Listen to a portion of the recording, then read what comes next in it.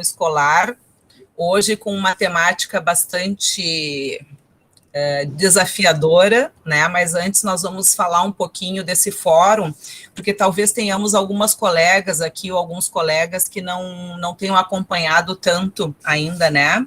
Esse grupo que vem há muitos anos, obviamente se recompondo em alguns momentos, mas há muitos anos discutindo sobre os temas afins da educação inclusiva na cidade. Então, o fórum existe desde 2008, em alguns momentos e alguns documentos a gente até acha em 2007, né? Mas, assim, suprapartidário, aberto ao debate público, e esse é um dos motivos pelos quais nós estamos, então, aqui hoje, né? Damos as boas-vindas a todos. Acredito que muitas pessoas ainda não conseguiram acessar, mas se inscreveram. Pelo que nós temos aqui de cadastro de pessoas inscritas, teremos um número bastante importante hoje de discussão. A nossa intenção hoje, então, a partir de uma demanda que surgiu no Fórum de Educação Precoce e Psicopedagogia Inicial, de podermos conversar um pouco sobre algumas questões que vêm sendo sugeridas para o próximo período de inscrições e matrículas das crianças que estão, então, saindo da educação infantil e ingressando no ensino fundamental. Para que a gente possa conhecer um pouquinho mais dessas características, nós vamos falar um pouquinho também sobre esses processos, porque eu sei que nós temos colegas aqui do grupo de Educação Precoce e Psicopedagogia Inicial que já trabalham nesse formato, né, que fazíamos até o final do ano passado, há muitos anos, mas nós também temos algumas colegas das salas de recursos que estão ingressando nesse serviço há pouco tempo, né? Então, acho que é importante a gente fazer um resgate breve, né, porque a ideia é que a gente possa conversar entre nós sobre isso. Mas, de qualquer forma, então, o fórum aqui como um espaço de debate, sempre pensando na educação inclusiva responsável.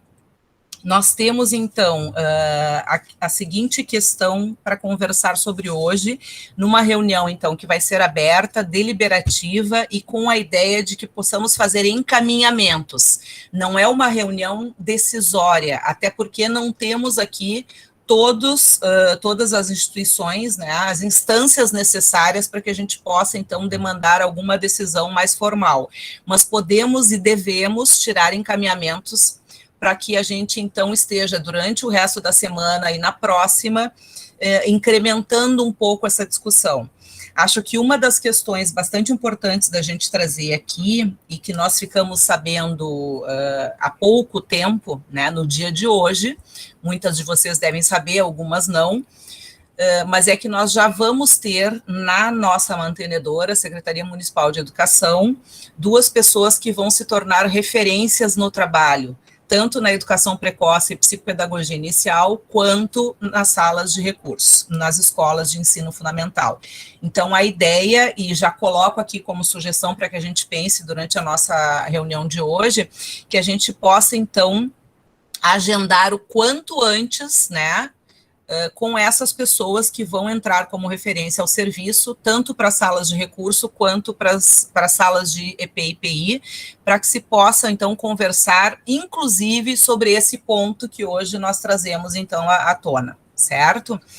Bom, o que nós temos, então, de demanda a partir do Fórum de EP e IPI foi justamente uma modificação na forma que nós poderíamos estar auxiliando as crianças atendidas na psicopedagogia inicial, que vão completando 6 anos de idade, que tem que ter essa idade em março do próximo ano, no nosso caso aqui, então, em março de 2022, as crianças com 6 anos estão ingressando no ensino fundamental, independente da escola, se for uma escola de ensino fundamental comum ou a escola de ensino fundamental especial. E dentro desse trabalho da educação precoce e psicopedagogia inicial, nós temos há muitos anos esse trabalho feito com muito cuidado, né? E eu posso falar sobre isso porque também já trabalhei um bom tempo nesse serviço. E esse cuidado, ele foi, a cada ano que passava, pensado em cima justamente dessas especificidades das crianças e principalmente das famílias. Nós temos, então, não só crianças muito vulneráveis, mas também famílias muito vulneráveis e que em alguns momentos precisam de um auxílio. E nada melhor do que o vínculo que se tem com a profissional de AE, seja ela na educação infantil ou no ensino fundamental, para que possa acolher, então, essa criança nos diferentes espaços. No caso da educação infantil, as colegas, então, de EP e PI aparecem não só como professoras de AE e pessoas que fazem parte desta vida escolar das crianças, mas também de apoio à inclusão destas crianças que chegam nas escolas infantis, sejam elas conveniadas com a prefeitura ou mantidas pela prefeitura, que nós chamamos de EMEIs.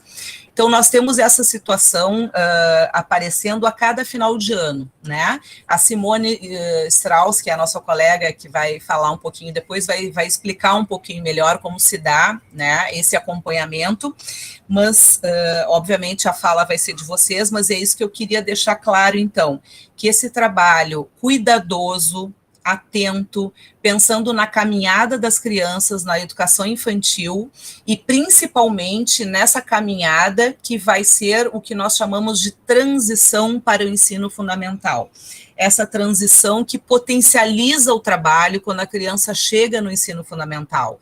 No momento que nós podemos estar sentando e conversando com a escola que vai acolher esta criança, sentando e conversando com a família desta criança e pensando no melhor espaço para esta criança que então está saindo da educação infantil e que nós consideramos, sim, um momento bastante importante na vida das crianças e bastante delicado também para muitas famílias, porque tem já o vínculo com a escola infantil. E para as crianças, nem preciso dizer, né? Saem de um espaço pequeno, vão para um espaço grande, desconhecido, colegas novos, famílias diferentes, professores novos, as professoras do AE não estarão lá, as professoras da educação infantil não estarão lá. Então, nada mais adequado para brindar este cuidado com as crianças e com essa primeira infância, do que a professora da psicopedagogia inicial acompanhar este processo bem de perto, deixando, então, as professoras do AE que virão a integrar a vida dessa criança e dessa família, acompanharem e darem continuidade ao trabalho. Nada mais é do que isso. Né? O trabalho das escolas de ensino fundamental vai ser a continuidade de um trabalho de vínculo e de aposta nessas crianças da educação especial, que já são trabalhados desde muito pequenos, né? Muitas vezes entrando para os nossos atendimentos ainda bebês na educação precoce.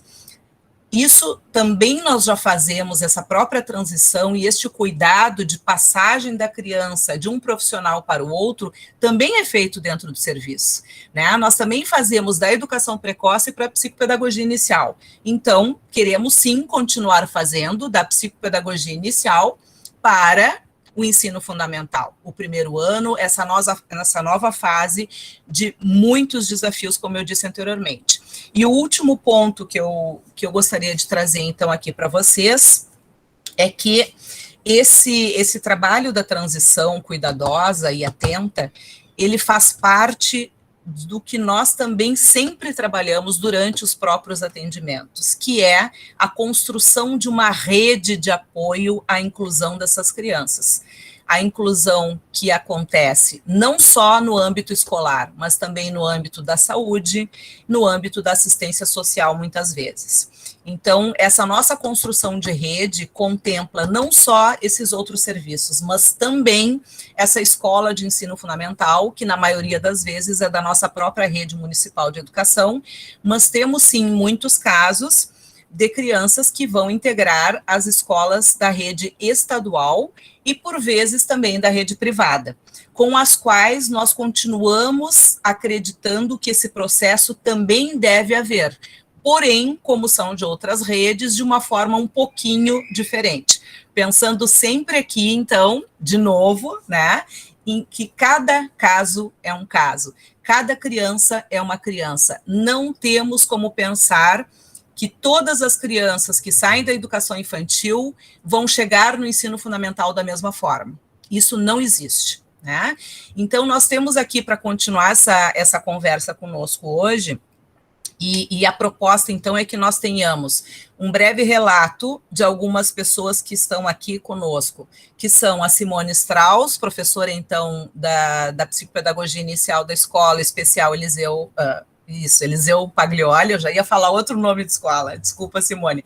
Nós temos também a professora Letícia Santetti, que vai nos representar no trabalho das salas de recurso e que trabalha na Escola de Ensino Fundamental Gilberto Jorge, e nós temos a Simone, que é uma professora que trabalha no Conselho Municipal de Educação e que vai nos ajudar a entender um pouquinho todos esses fatos que nós estamos trazendo e vamos trazer ao longo da reunião, porque é uma reunião aberta e vocês podem se inscrever depois para estarem trazendo algumas questões, tanto pelo chat quanto verbalmente.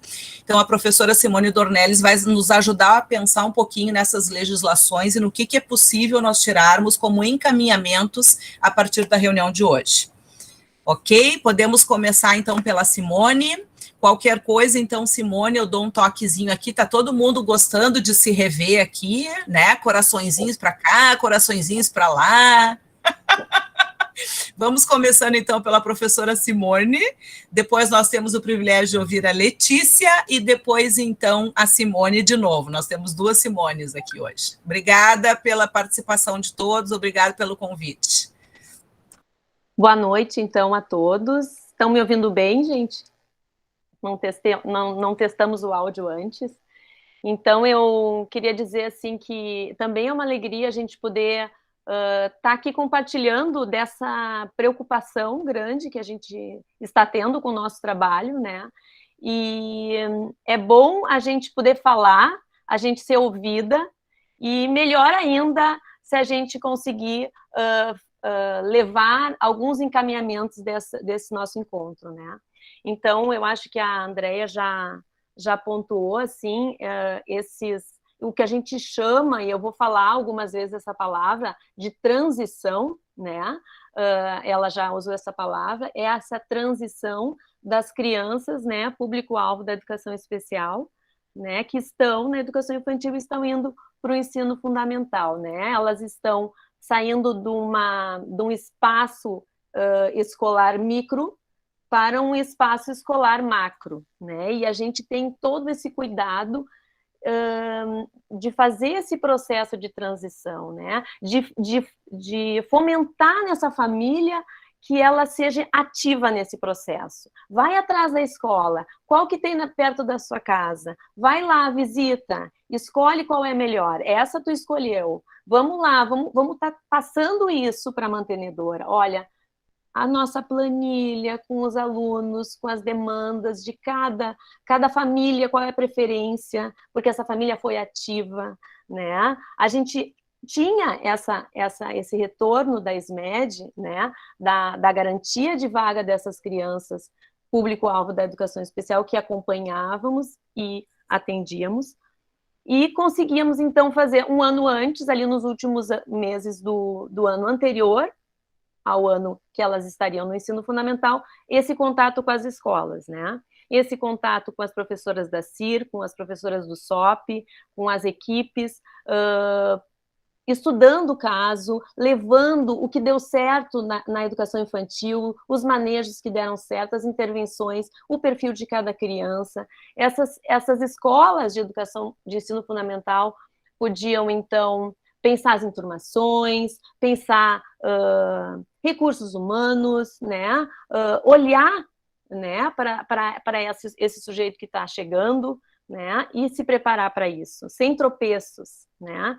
Essa era a ideia. Foi isso que aconteceu vários anos e por isso que aconteceu vários anos, porque a gente viu que aquilo dava certo, aquilo era importante, era significativo. É algo de cunho preventivo, né? A gente quer melhorar a nossa rede, torná-la cada vez mais inclusiva, né? Não criar tropeços, criar mais barreiras, né? E o que acontece esse ano, então? Eu vou trazer aqui bem brevemente 5 pontos que eu destaquei, que falam dessa nova forma de inscrição no ensino fundamental a partir de agora, né, na rede. Então, nós não temos mais, foi nos dado retorno, né, de que nós não enviaremos mais, né, as planilhas com essas definições prévias, né, que eram sugestões, cada família dizia mais ou menos umas 3 escolas que preferia colocar seu filho, né, e a gente tinha o retorno da central de vagas, da gestão de vagas. Então, isso não acontece esse ano, e a proposta, então, da SMED é que todas as crianças, né, com essa idade, né, em 30 de março, 6 anos, elas vão fazer inscrição, soube agora há pouco, que é de 1º de novembro a 28 de novembro, então, essas inscrições devem ser efetuadas no site da SEDUC, né? Um outro item dessa nova forma é que as crianças, público-alvo da educação especial, então, no momento dessa inscrição, devem inserir a sua NES, né? Esse é o segundo ponto. O terceiro ponto, então, é que sim, as professoras de EP e PI podem ser suporte para essas famílias no momento da inscrição, né? Elas podem ajudar essas famílias a acessar esse site, inclusive as escolas especiais também são escolas polos para que essas famílias possam ser ajudadas nesse momento, que muitas não têm esse recurso.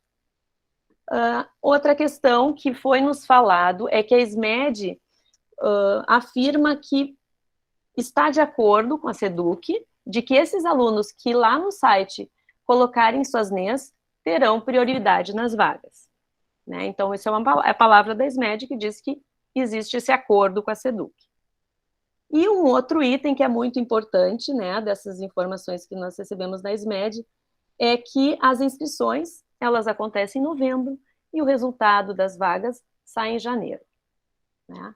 Então, assim, trouxe as informações como nos vieram, e agora eu tenho 3 pontos para destacar dessa nova forma, né? Que são pontos que preocupam muito, né? O primeiro item é que também são nosso público e perfil crianças que não têm laudo, né? O serviço de EP e IPI, assim como a sala de integração e recursos, ela é um serviço educacional, pedagógico, né? Então, a gente se constituiu, isso, né, sempre foi assim, afinal de contas, e isso a gente também questiona, né, se há uma mudança de conceitos nisso, né, mas nós somos um serviço pedagógico e nos fundamentamos em questões pedagógicas. Então, somos professoras especialistas e conseguimos perceber quando o aluno tem perfil que exige, sim, né, e que está dentro do público-alvo da educação especial. Ele necessita, sim, desse suporte, ele está nesse momento. Bom, a gente vai encaminhar também para o serviço de saúde e não sabemos bem quando ele vai ter né, essa outra definição, esse diagnóstico ou não. Mas, para nós, né, é o serviço pedagógico que define isso. Então, essas crianças que não têm laudo, como elas vão inserir NES? Né? Vão inserir NES? Vai ser possível inserir NES? Como vai ser efetivada essa questão, né? A gente sabe que no AE das escolas estaduais precisa de laudo, né? E o site é da SEDUC, né? Então não é um site da SMED. Então, não sabemos ainda como está configurado, e essa é uma questão que nos preocupa muito. A gente não pode se restringir apenas às crianças que têm laudo.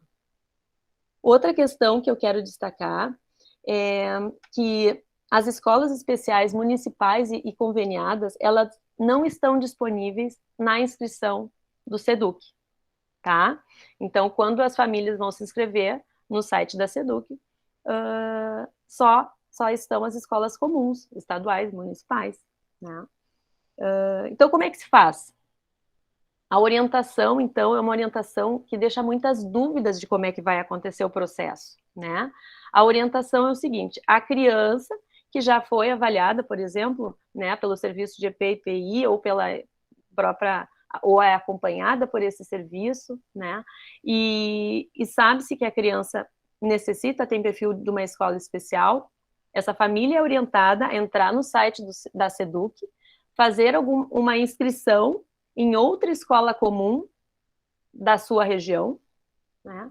E, paralelo a isso, essa família precisa, então, buscar, acessar, ou a assessora de apoio à inclusão, que é alguma professora de EPI que faz assessoria ou acompanha esse caso, ou a própria escola especial, né, para pontuar essa demanda. Pois a SMED orienta que cada escola especial faça, então, essa lista paralela, né, para a escola especial e esteja enviando para a SMED. Então, é uma coisa, assim, um pouco confusa, né, e a gente não sabe como é que vai ser feito esse acolhimento a essas famílias, né, a gente sabe que ano passado algumas famílias que foram pelo serviço de EPI e IPI indicadas para a escola especial não conseguiram, né, então há uma preocupação grande também nesse sentido. E outra questão essencial é que o resultado dessa inscrição, porque nós não somos contra a inscrição online, né, gente? A gente, né, estamos usando a tecnologia e precisamos, sim, usar ela, né? Mas a questão é que o resultado só sai em janeiro, né? Quando estaremos de férias, né? Nós teremos de forma ativa o resultado e a possibilidade de sermos ativos nisso, quer dizer, eu como professor de IPI agir em relação ao resultado da vaga do meu aluno quando for o início do ano letivo, né? Então, todo esse trabalho preventivo não vai ter. A gente sabe, a gente está ainda em período pandêmico, né? Saindo de um isolamento social. Então, a gente sabe que tem muitos outros problemas para além dos nossos, e nós vamos sobrecarregar o sistema de ensino com mais isso, né? Nós vamos deixar de fazer o que dava certo e vamos chutar a bola, né?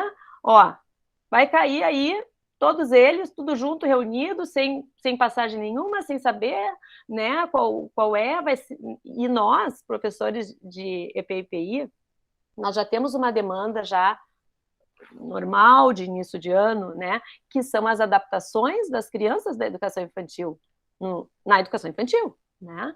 Então, a gente já tem, assim, uma certa lentidão no início dos atendimentos das nossas crianças no início do ano, assim como a CIR também, né, tem, em função de nós sermos acionadas e nós ajudarmos nessa adaptação da educação infantil, né? E teremos mais essa preocupação, porque um trabalho delicado, né, que eu acho que a palavra certa é essa, assim, começado lá na EP, né, a colega do lado ali, minha colega do lado, a Ana Brum, né, quando vai fazer uma passagem para mim, conversa antes, né, a gente faz toda uma questão, uma passagem mesmo, como é que essa mãe, às vezes a gente faz atendimento junto com a mãe, conversa junto, né, fazer, e isso que é uma criança que está ali, já sabe a minha sala, já vê, visualiza, né, o mesmo espaço.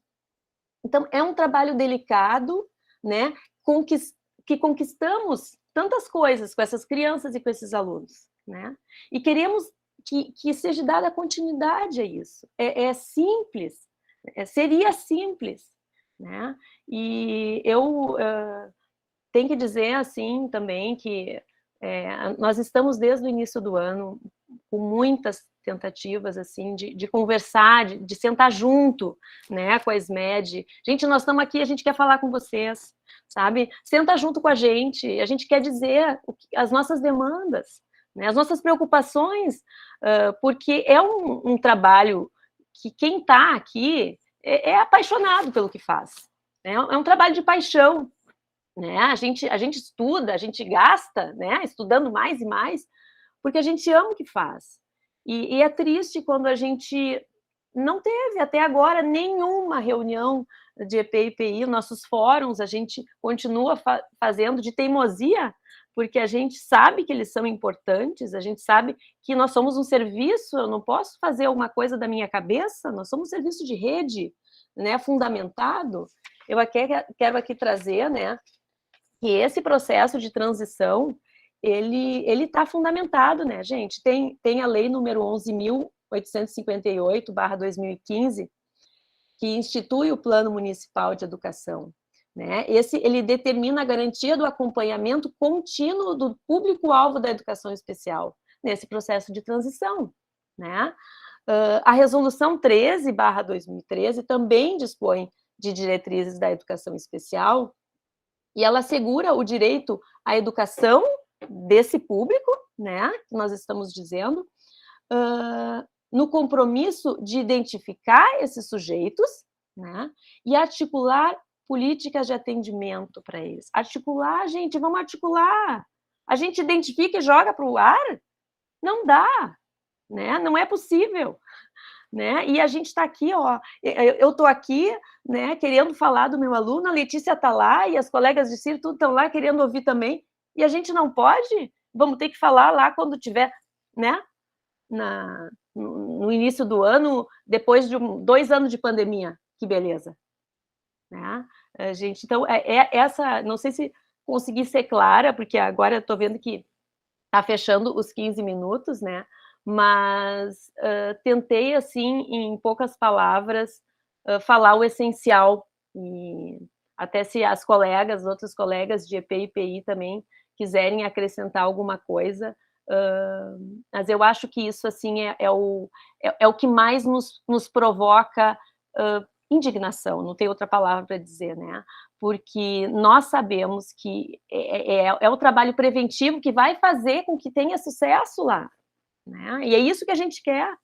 A gente não quer ver acabar o trabalho que já foi feito, né? E isso é delicado. Quem trabalha com esse público sabe que é delicado, as relações, né? Fazer um vínculo novo com essa nova instituição, dar essa continuidade. Eu acho que é isso. Passo a minha palavra agora, eu acho que para a Letícia, né? Um pouquinho antes só, Simone, em primeiro lugar, eu te agradeço, acho que tu fez um resumo inacreditável em 15 minutos de toda essa infinidade de trabalho, né? Mas acho que tem algumas informações bem importantes que tu trouxeste, né? E na questão legal, a Simone depois, obviamente, que sabe bastante disso, vai nos ajudar, mas também eu fui procurar algumas coisas, né, enquanto a gente conversava sobre isso, e a própria BNCC, que tanto vem sendo divulgada, estudada, né, e que a mantenedora nos envia o tempo inteiro isso para que a gente aplique a BNCC, né, traz justamente um parágrafo sobre isso. 3.3, para quem não viu, pode até procurar. Eu não me lembro a página agora, porque eu peguei só ela, acho que é página 53, uma coisa assim. A transição da educação infantil para o ensino fundamental.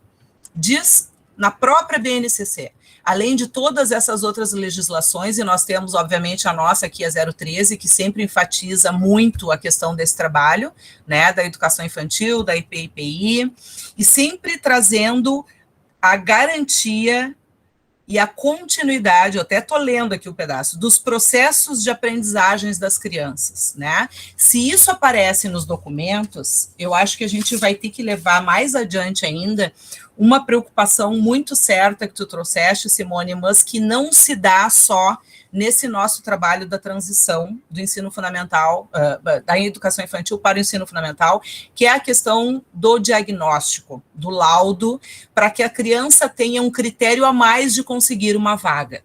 Nós sabemos que, quando trabalhamos principalmente com os pequenos, na primeira infância, muitos casos não tem e a gente nem quer que tenha tão cedo. Começa por aí, né? Nós não estamos querendo sair diagnosticando as crianças justamente porque o trabalho da educação precoce e da psicopedagogia inicial é um trabalho preventivo. Isso a Simone também trouxe, né? O nosso trabalho todo, desde bebês até saírem da educação infantil, é num caráter preventivo, é um caráter de investimento.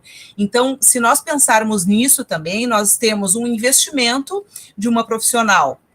Se nós pegarmos um bebê, ele vai ficar de 5 a 6 anos nesse atendimento, certo?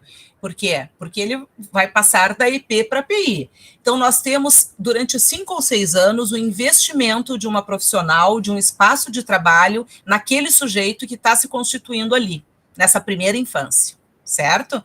Então, esse investimento, agora, em novembro, que também mudaram a data, porque não era a partir do dia 1º, anteciparam, era a partir do dia 11, nós estamos também perdendo mais 10 dias aí, nós temos o quê? Nós temos um lançamento num sistema onde ninguém enxerga a criança, ninguém enxerga se ela precisa de uma escola bem próxima da casa dela, ou se ela pode se deslocar um pouco mais. Ninguém enxerga essa família que investiu durante 5 ou 6 anos para essa criança estar nos nossos atendimentos. Então, eu acho que esse investimento também tem que ser visto, e principalmente essa questão do lançamento de dados num computador. O computador não vai jamais substituir esse trabalho que a gente faz e que encaminha para as gurias das salas de recursos nas escolas de ensino fundamental, né? Então, eu acho que isso também gera uma outra preocupação, e talvez a gente coloque isso como um outro, depois, ponto de pauta, mas no próprio material da Portaria 058 de 2021, que apresenta como será a inscrição para a educação infantil, não estou falando nem da nossa transição mais, mas as crianças que vão entrar na educação infantil também aparecem ali como um dos critérios para pontuação, para conseguir mais facilmente uma vaga, que a gente sabe que não existe vaga na cidade para todas as crianças, é justamente isso, o diagnóstico e o laudo. Então, Simone, muito, muito bom que tu trouxeste, a gente vai depois poder conversar um pouquinho mais sobre isso. A gente encaminha, então, agora a Letícia, que vai poder dar continuidade, então, a partir da visão do ensino fundamental e que já passou muitas vezes por essa transição, né, Letícia? Obrigada pela presença.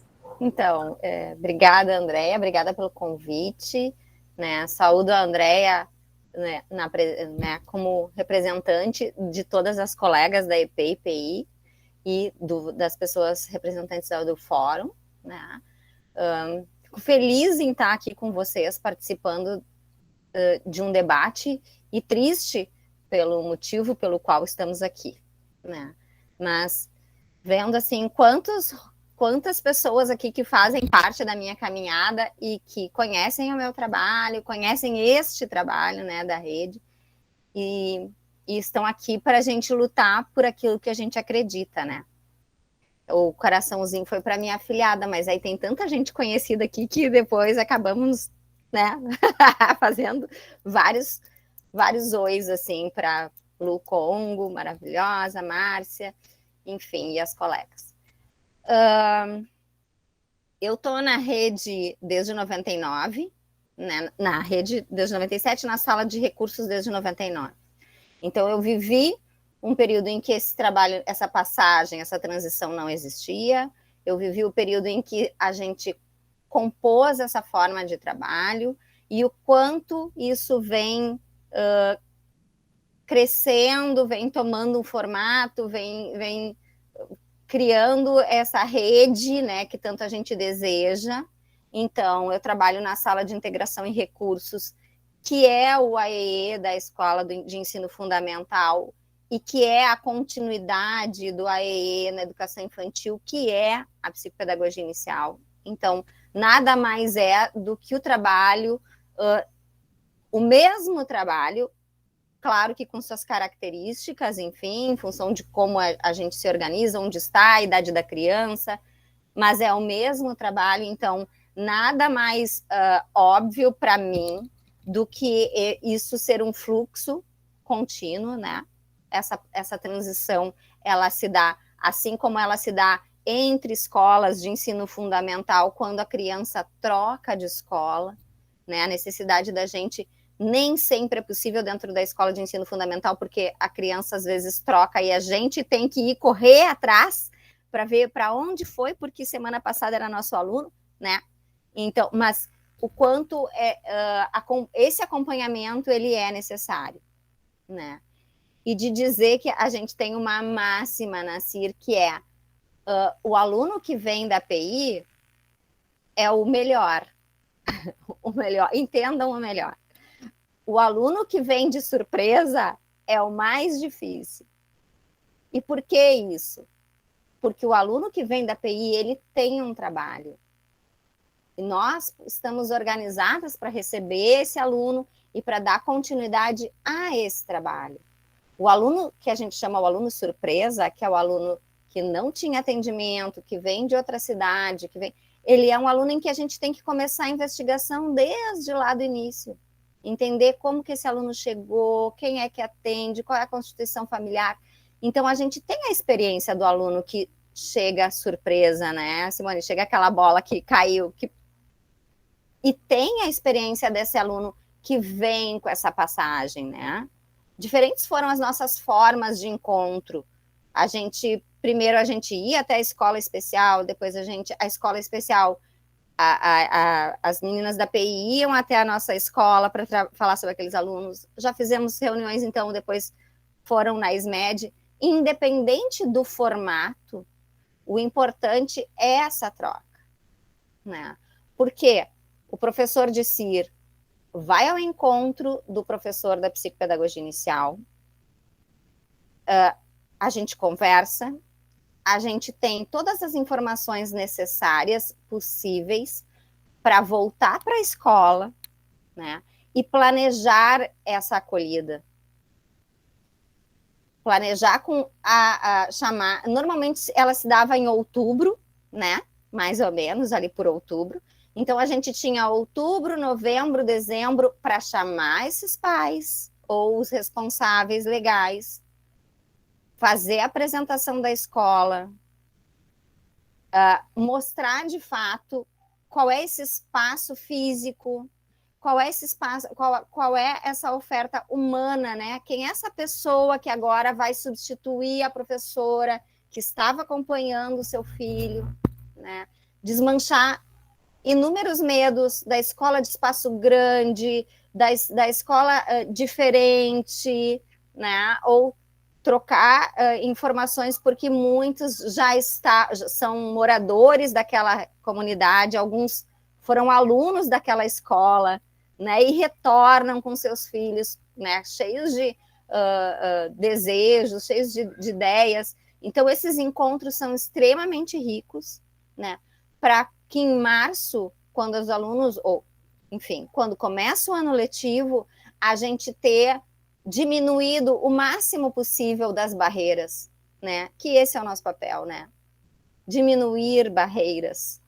É a lei, é o que a gente entende como o nosso trabalho, né? Então, a acolhida da família, a acolhida do aluno, né? E a organização da escola para que se destruam as barreiras e para que esse aluno chegue na forma mais tranquila possível, numa adaptação que dê conta às suas necessidades, porque cada aluno vai chegar com uma necessidade diferente, seja de recurso humano, seja de tempo, seja de espaço físico. Qual é o andar, a sala? Nós não temos escolas acessíveis completamente. Nós temos escadas, nós temos desníveis, né? Que sala esse aluno vai estudar? Qual é o número de alunos que vai ter nessa turma? Se ele precisa de mais uma pessoa na sala, nós precisamos reduzir o número de alunos na turma para que tenha um espaço físico que comporte. E se ele tem a cadeira de rodas? E se ele precisa de um computador? Bom, a gente não pode dar conta disso depois que o aluno já está lá.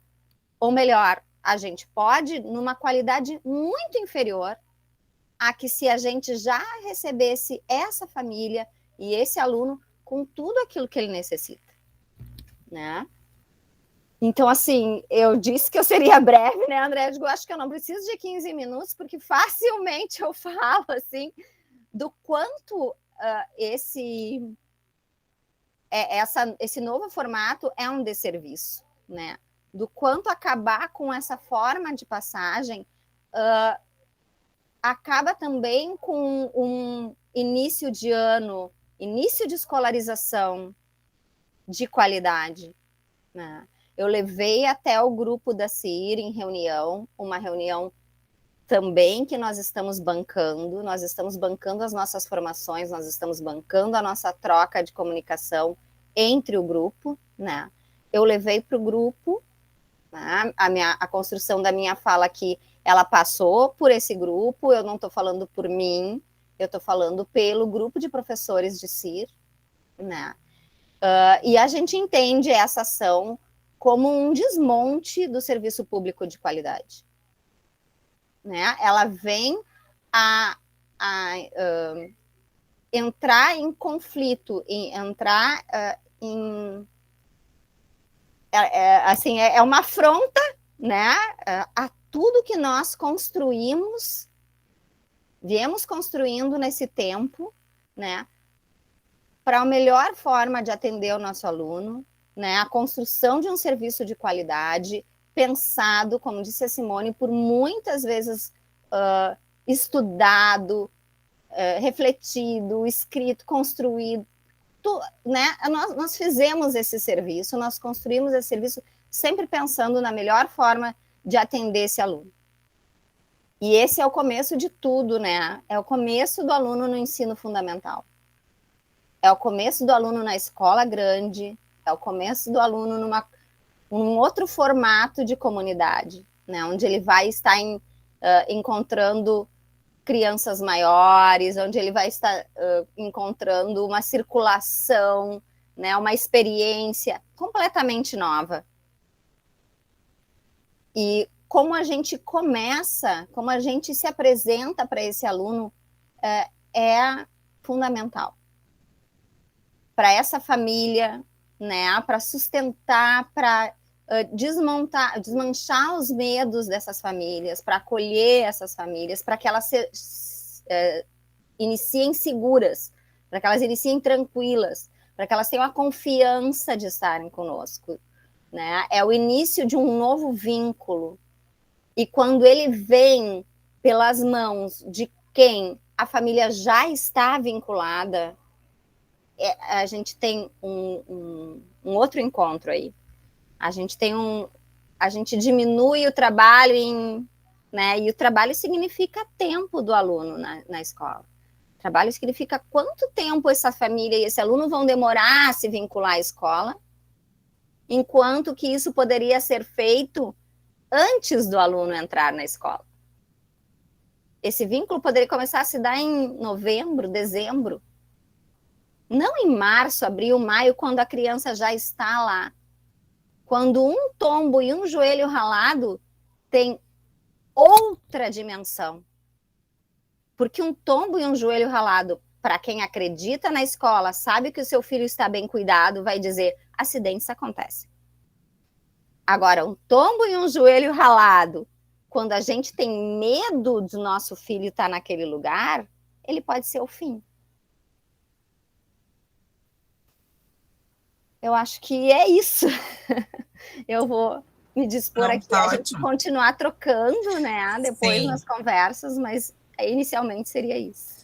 Não, é isso mesmo, Letícia, ótimo. Até enquanto tu falava, a gente vai lembrando, né, de muitas coisas. Todas nós ficamos balançando a cabeça aqui, lembrando de várias coisas, né? Eu anotei algumas, né, e gostaria de trazer rapidamente, antes da Simone, então, falar pelo Conselho Municipal de Educação, e depois, em seguida, a gente já abre para as questões de vocês. Por favor, podem ir colocando no chat inscrições, ou se não quiserem falar aqui, podem colocar no chat já as questões, tá? Mas, assim, acho que essa diminuição de barreiras, né, Letícia, que tu trazes, e que a Simone também trouxe, na verdade, eu fiquei pensando em famílias e crianças que tiveram essas barreiras o tempo inteiro, né? Deixa eu só permitir uma entrada aqui, deu.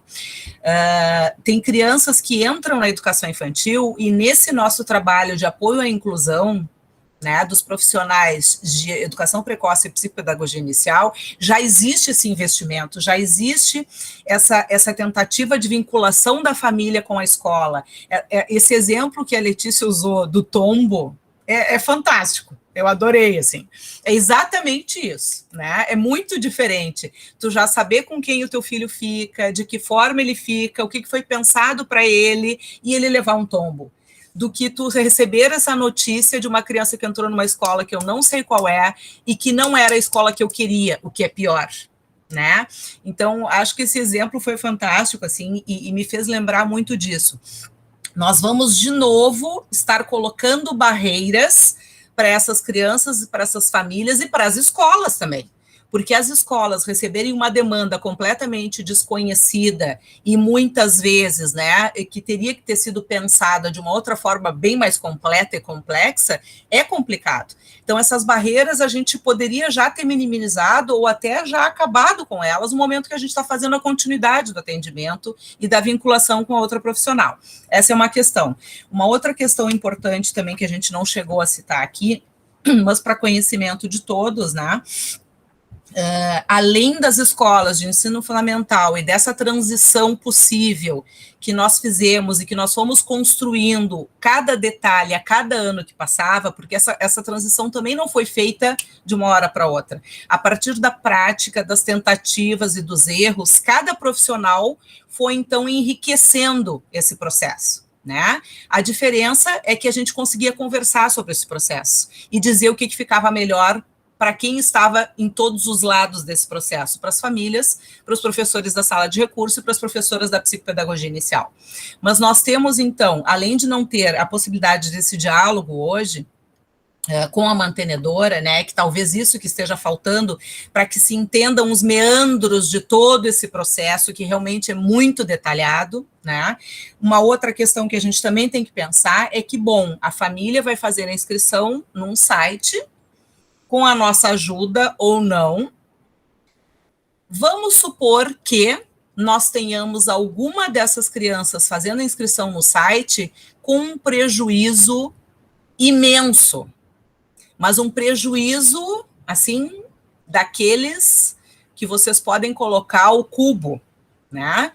E nós sabemos que nós ainda temos, embora, né, questionemos algumas situações em relação a isso, mas nós ainda temos também na cidade de Porto Alegre a possibilidade de algumas crianças ficarem por um tempo ainda na escola especial, que também seria um espaço de transição no primeiro ciclo.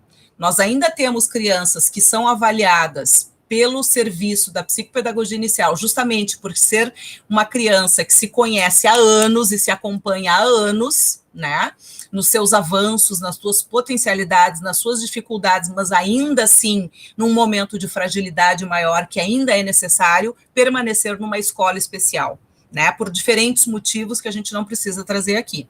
Mas, bom, se eu sou a mãe desta criança, que precisaria ficar ainda neste espaço da educação especial um pouquinho mais, na escola especial, eu não vou ter isso.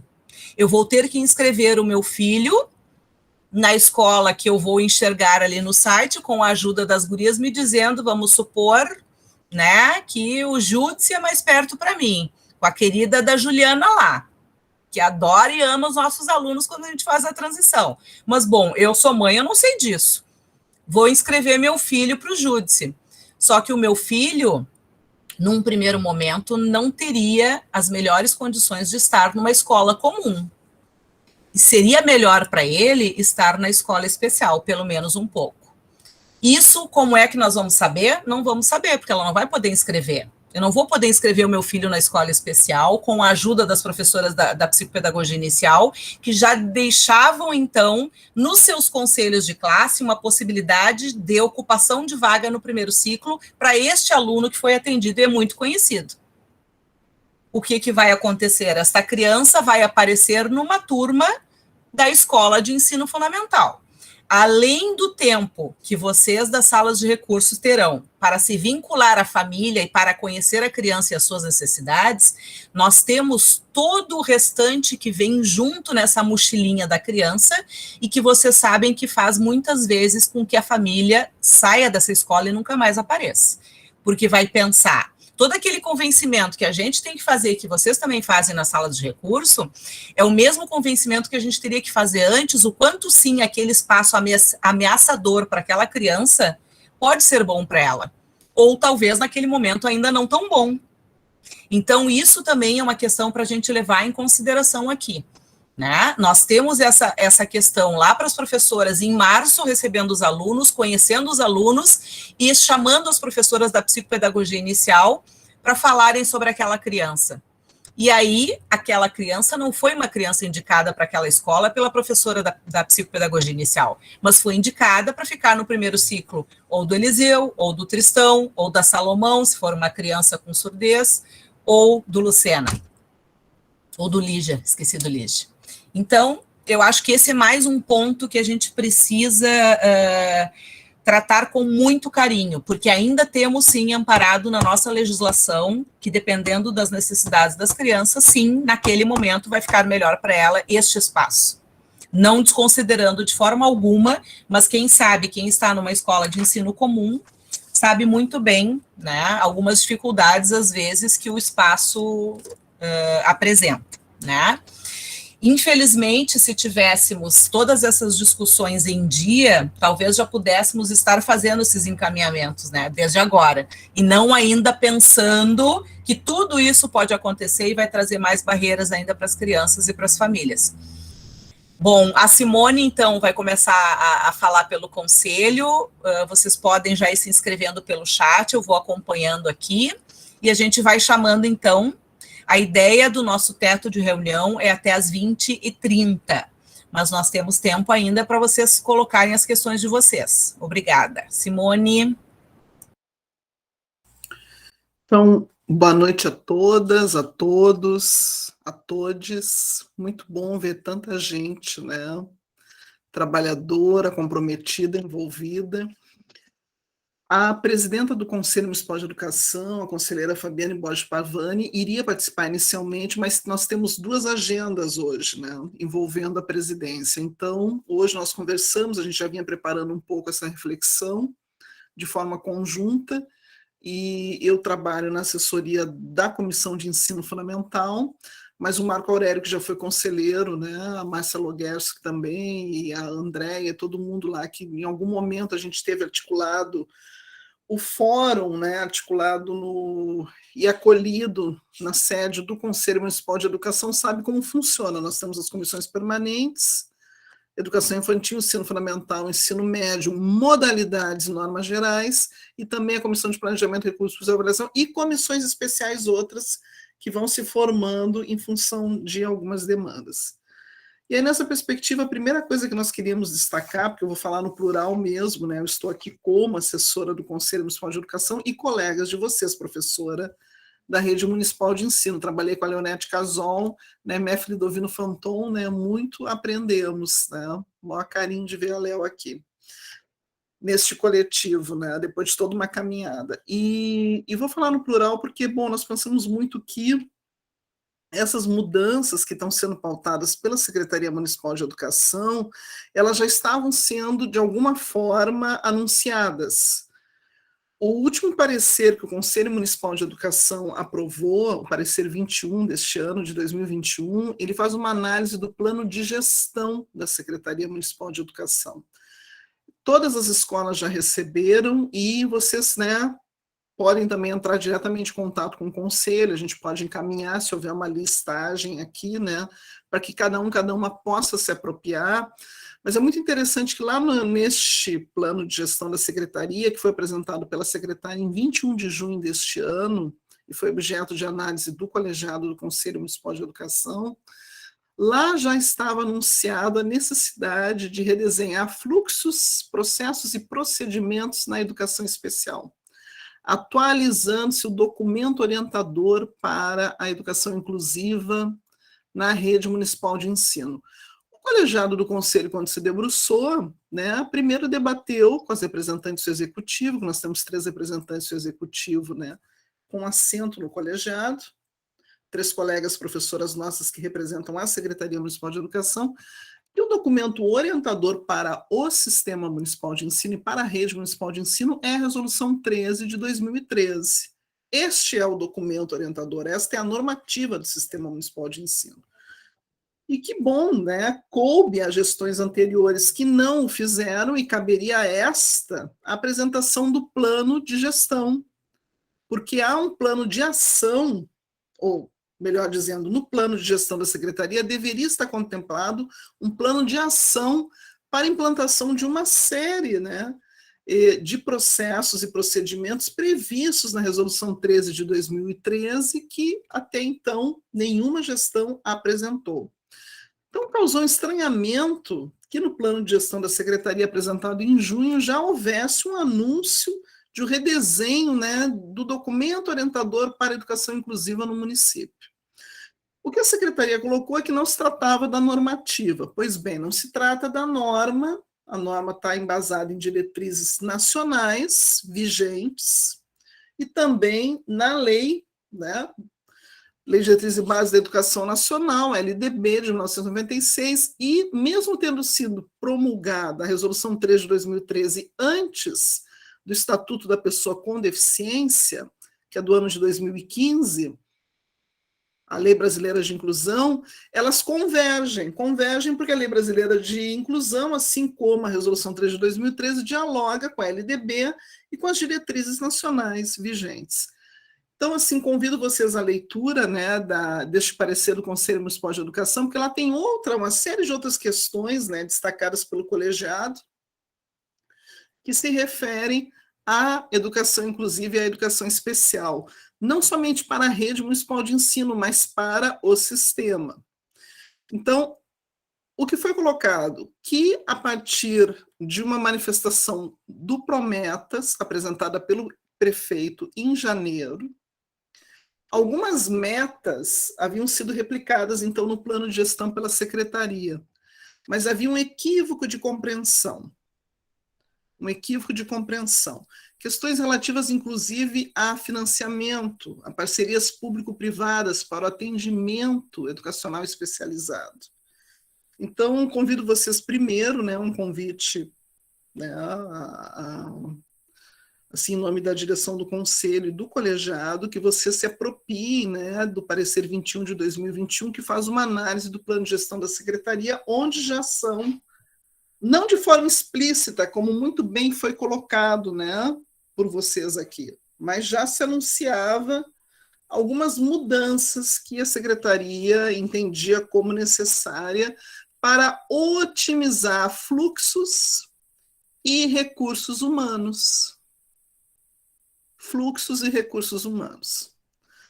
Pois bem, em relação ao marco legal e normativo, desde a LDB, a Lei 9.394 de 1996, né, passando pelo Estatuto da Pessoa com Deficiência de 2015, pela Resolução CME-POA 13 de 2013, e a resolução do CME-POA, a número 15 de 2014, que trata da educação infantil. Isso não significa que lá na Resolução 8 de 2006, do ensino fundamental, e na Resolução 9 de 2009, da educação de jovens e adultos, essas questões não apareçam. E, inclusive, haverá essa semana uma live, todas estão convidadas, né, uma audiência pública para a gente discutir a atualização da resolução que traz diretrizes para a educação de jovens e adultos, será na quinta-feira.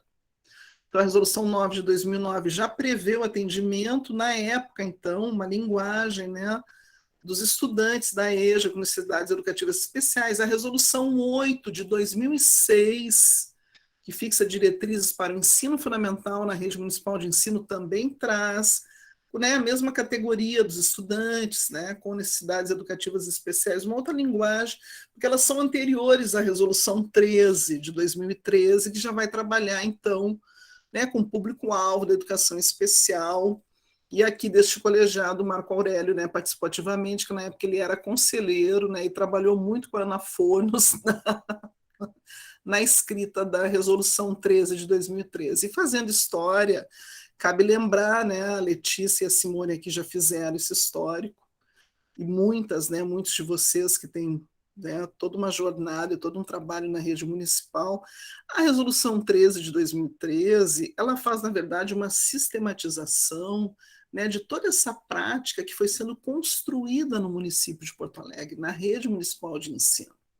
Claro que ela traz todo embasamento legal e normativo, mas ela traduz, né, toda esta prática que vocês também relataram há pouco, Letícia e Simone. Então, E as normativas embasadas nessas duas leis federais, né, ou dialogando com elas, porque, como eu comentei, né, a Lei Brasileira de Inclusão ela é posterior às próprias normativas, mas elas dialogam, e com a LDB, embasadas na LDB, elas traduzem, elas trazem, né, os dispositivos que são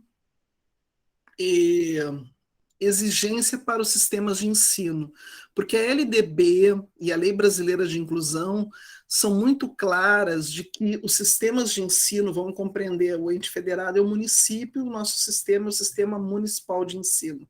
Eles têm autonomia, conforme a LDB, a Constituição Federal, mas eles têm muitas responsabilidades. Então, conforme a LDB, cabe aos sistemas de ensino normatizar a matéria, no caso, a educação especial na perspectiva da inclusão, a partir das diretrizes nacionais, mas criar, consolidar um sistema educacional inclusivo.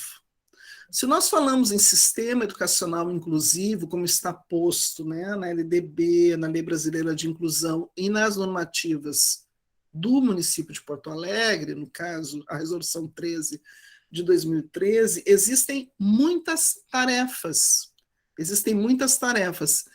inclusive para o Conselho Municipal de Educação e para a Secretaria Municipal de Educação, enquanto administradora do sistema municipal, enquanto mantenedora de rede própria de escolas. E está tudo descrito na Resolução 13 de 2013.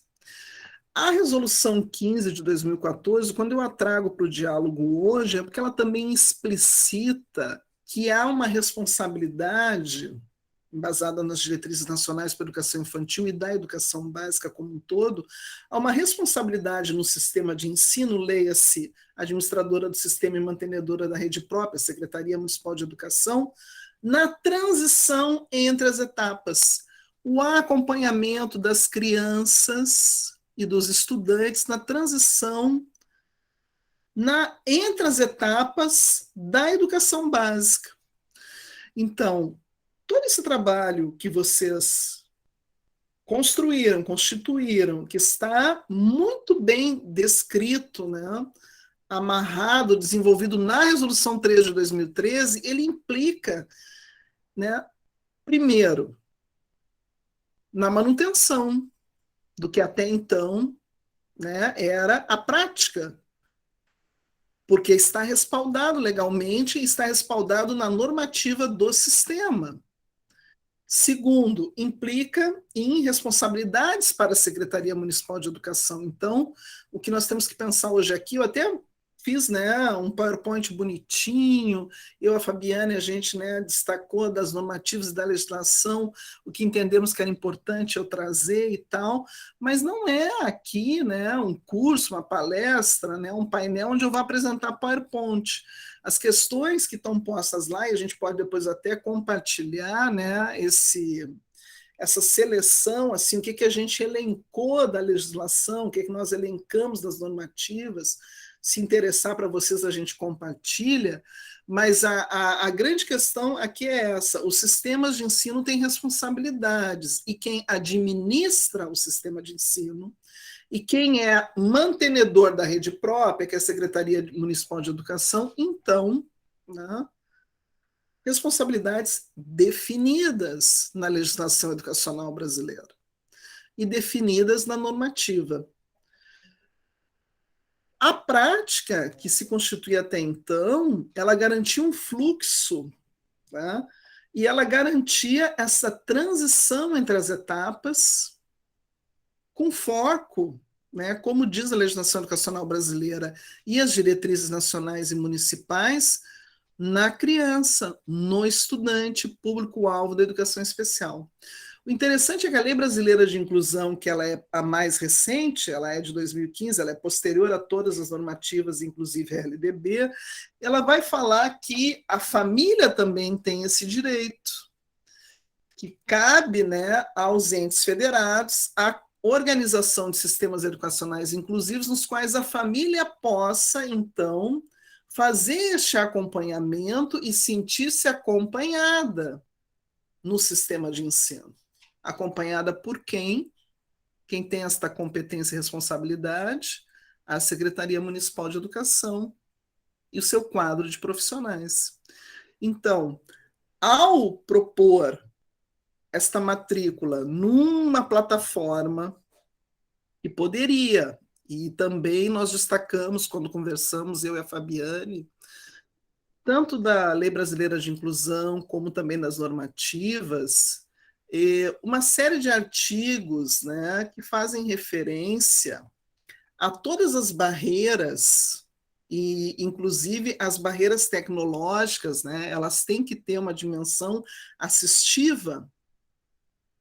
Então, a própria organização do processo de matrícula, desconsiderando, numa perspectiva de informação e comunicação que não está informando nem comunicando, e nem assegurando assistência a essas famílias ou a essas crianças, aos estudantes, né, para que sejam incluídos, é um grande equívoco político, porque nós já temos hoje condições tecnológicas de, mesmo numa plataforma, criarmos, né, todas as variáveis que contemplem, sim, né, para além de um diagnóstico, para além, né, de um atestado médico com CID, nós temos condições também de lançamento de registros, de um histórico, de um percurso desta criança, deste aluno. E um direito básico que está assegurado, né, e lá no ECA, é de sim, né, que esta criança, esse estudante, possa estudar próximo da sua residência. Esta é uma variável. Só que não pode ser uma variável que cause, né, numa plataforma que não tenha outras que conjuguem, então, a caracterização das necessidades, né, desta criança ou deste estudante e da sua família, nessa perspectiva inclusiva. Não se poderia estar trabalhando hoje, atualmente, com todo o marco legal normativo que nós temos, com uma plataforma que não considerasse tudo que aqui vocês tão bem colocaram. Então, há um equívoco. O problema em si não é a tecnologia, a plataforma, né? Mas é como o processo foi idealizado. E houve, né, na verdade, houve um retrocesso no processo. Houve um retrocesso no processo. E ele foi anunciado. Ele foi anunciado no plano de gestão. Ele não era explícito, mas ele foi anunciado. E qual é a justificativa? A otimização de carga horária e de recursos humanos. Então, nós temos hoje uma política de governo que não coincide com uma política de Estado. Por quê? Porque a LDB e o Estatuto da Pessoa com Deficiência, a Lei Brasileira de Inclusão, a Resolução 13 de 2013, a Resolução 15 de 2014, né, que orienta a educação infantil para o sistema municipal, elas trazem exatamente isso. Né? Elas trazem exatamente, né, a perspectiva de qualificação, construção, criação, construção, consolidação e qualificação de políticas públicas, mas políticas públicas de Estado. É isso que está na Resolução 13 de 2013. Então, o que nós temos hoje? Com este retrocesso no processo, nós temos, sim, uma gestão que está ferindo uma normativa vigente, de uma normativa que já tem 8 anos, que está respaldada pela LDB, que dialoga com o Estatuto da Pessoa com Deficiência, porque ela aponta, né, para a consolidação, porque já estavam esses processos, eles já existiam, como vocês também relataram, né? Esses processos foram sendo criados, eles foram sendo qualificados, eles foram sendo construídos, eles já existiam, e eles foram traduzidos na Resolução 13. Então, como política pública, e também a Andréia trouxe, né, uma meta-estratégia do Plano Municipal de Educação, que tem várias, né, que apontam para isso, O Plano Municipal de Educação vigente até 2025, nós temos estratégias e metas ainda a serem alcançadas. Então, uma política de governo deveria estar, né, embasando-se, né, nas normativas vigentes e no Plano Municipal de Educação, por exemplo. Né? Então, nós temos aqui um descompasso entre essa política de governo, que está retroagindo, né, numa prática bastante qualificada, e que apontava, né, para a consolidação e qualificação desse sistema educacional inclusivo, que está posto na legislação brasileira e também nas normativas vigentes no sistema. Então, no momento seria isso, assim, só destacando, né, que a gente está vivendo esse descompasso e que tem a ver com esta lógica, né, na verdade, o processo muito semelhante com o que aconteceu com a proposta de reestruturação curricular, que está assentado, né, na otimização quadro, né, de profissionais e da otimização da carga horária dos chamados, né, recursos humanos. Eu não gosto muito desse conceito de recursos humanos, né, seres humanos não são recursos, mas essa é a lógica que se utiliza, né, na linguagem que está posta e das políticas ultra-neoliberais, mas é a mesma lógica que sucedeu com esta proposta, né? Porque ela não parte de uma concepção. Então, essa política de governo ela não está partindo do marco legal e normativo. E ela poderia ser, mesmo utilizando-se, né, uma plataforma comum com o sistema estadual de ensino, que é neste programa da Secretaria Estadual de Educação, poderia ser qualitativamente melhor, porque hoje nós já temos, né, tecnologia suficiente nas linguagens todas, né, para podermos otimizar e fazermos todos esses registros e lançamentos e acompanhamentos necessários, né, para buscar a melhor escola, né, para cada criança e para cada estudante do público-alvo da educação especial. Então, a tecnologia em si, né, e o uso dessa plataforma conjunta não é o problema é como a política foi pensada, né, para tal fim. Eu acho que seria isso para não me alongar muito. Obrigada, Simone. Sim, foi um belo panorama. Acho que a gente tem bastante coisas para pensar. Eu só fiquei em dúvida aqui. Thaís, tu chegaste a te inscrever ou eu sonhei? Você não é a Ana Brum. Não, tu pediste para a gente se apresentar, eu só fui ver depois. Tá, bem depois, aí tu me deixa atrapalhada, né? Então, nós temos inscrição aqui, a Ana Brum, nós temos a Simone, que quer dar uma palhinha de novo, e a Liliane. Pode ir lá, Aninha. Bem, boa noite. A temática é uma temática para um seminário, né? Eu prometo que eu vou ser breve. Eu só queria destacar alguns pontos que eu acho importantes. A Simone falou Vocês estão me ouvindo bem?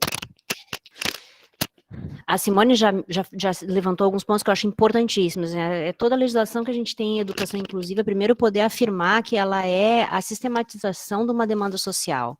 Então, compreender lei num Estado democrático é compreender como resultado de demanda e de construção social. Então, até eu cheguei a comentar, bem, enfim, se a questão de mudar a lei, o procedimento da política pública atual aí vai ter que ser outra, mas o fato é que nesse momento se contradiz, a política se contradiz com leis que foram construídas durante décadas, né? Então eu acho isso muito sério, assim como é sério, e a Simone já falou disso, mas eu queria retomar, porque isso diz direto da nossa responsabilidade como especialistas. A nossa responsabilidade está citada na Resolução 13, ela não é pouca, e a gente sabe o que a gente carrega, e a gente estuda muito para cumprir com esse dever, que é um dever público, de funcionário público, né, um dever de Estado. E a gente vê tolhido na nossa responsabilidade pública, porque a nossa avaliação, nosso planejamento, enfim, a nossa atribuição de fazer o acompanhamento do sujeito para que haja êxito na aprendizagem, ela está sendo simplesmente desconsiderada. Então, isso, Simone, dialogando agora especificamente com essa justificativa que tu nos apresenta, da otimização de fluxos e de recursos, isso não é verdade.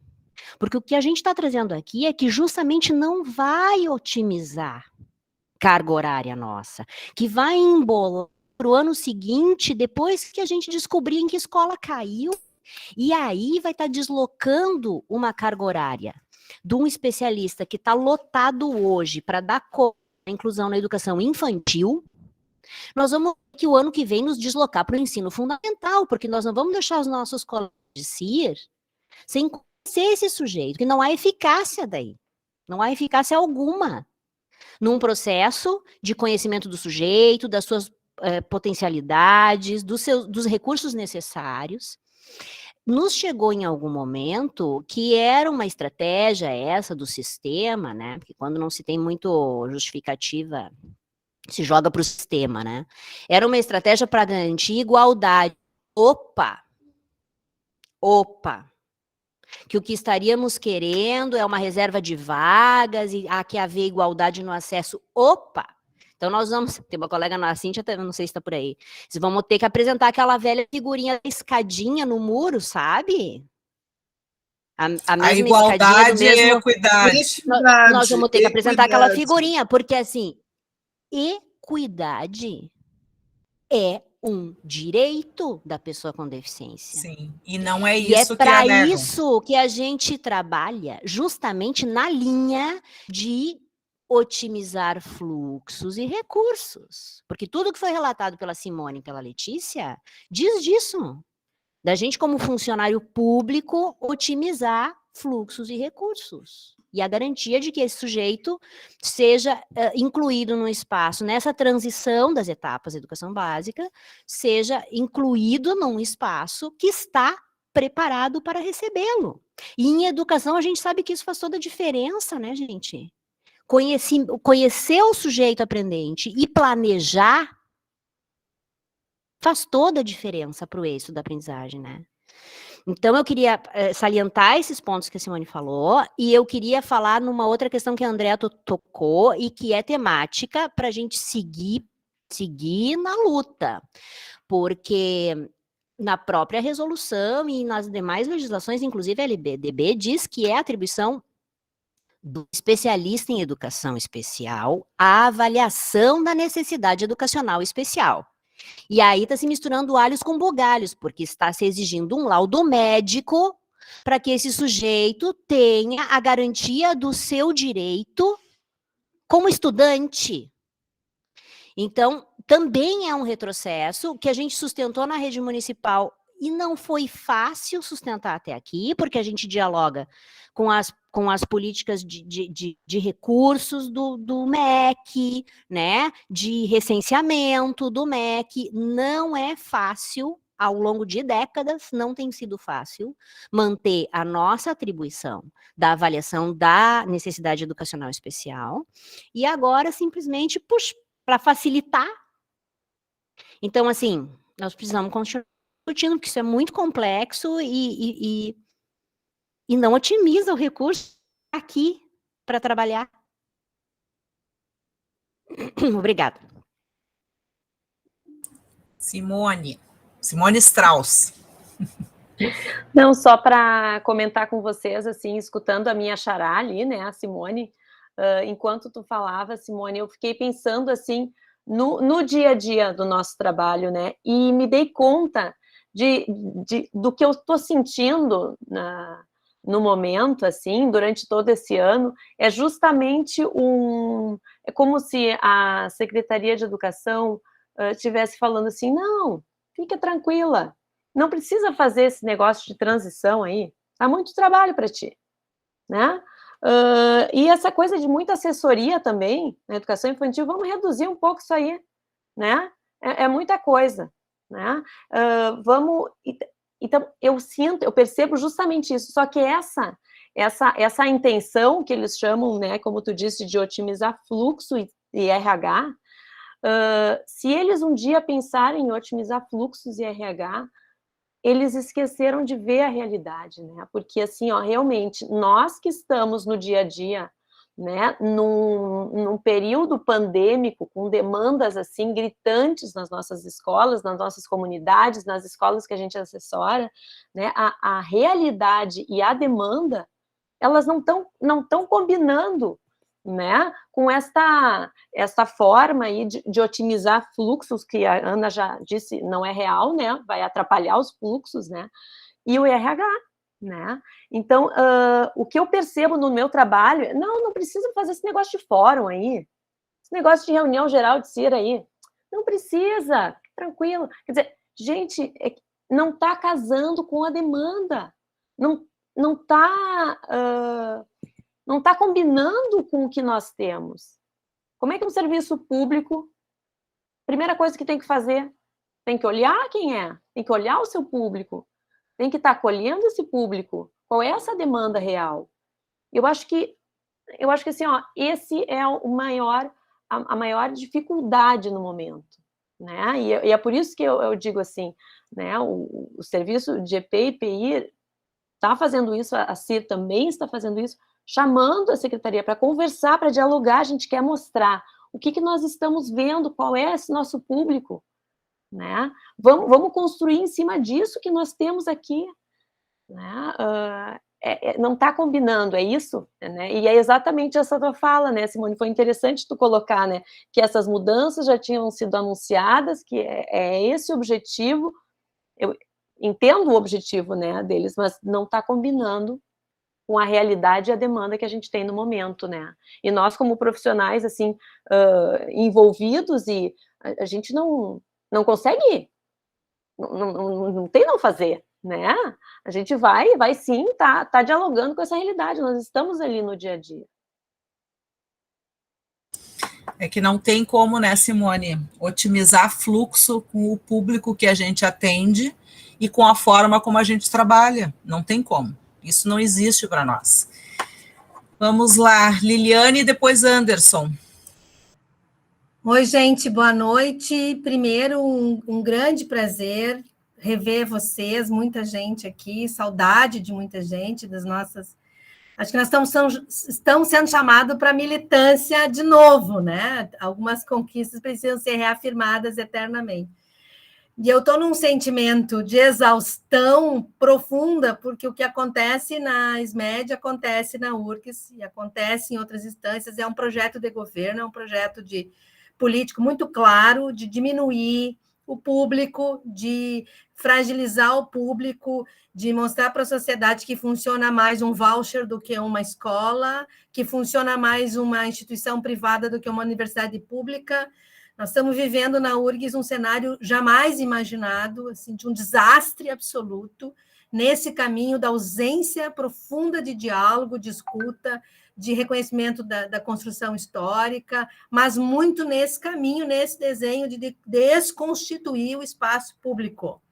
Então, a ideia de vamos melhorar o fluxo, ou de vamos otimizar, vocês têm absoluta razão, é mentira, é falso, e nós não vamos poder ficar esperando que a SMED mude de opinião, porque não vai mudar, não vai. Ou a gente vai para a luta, quase uma guerrilha, retomando, ou pelas mãos do Ministério Público, ou pelas mãos da comunidade, por toda a legislação que a Simone trouxe aqui, que nós conquistamos por árduos movimentos nos últimos 30 anos. Muitos de nós fomos para a rua, fomos a Brasília, acendemos vela, fizemos pressão nos deputados para conseguir o que a gente tem aqui. A Lei Brasileira de Inclusão não veio de graça, ela veio pela história de muita gente, e não é possível a gente admitir o que está sendo feito.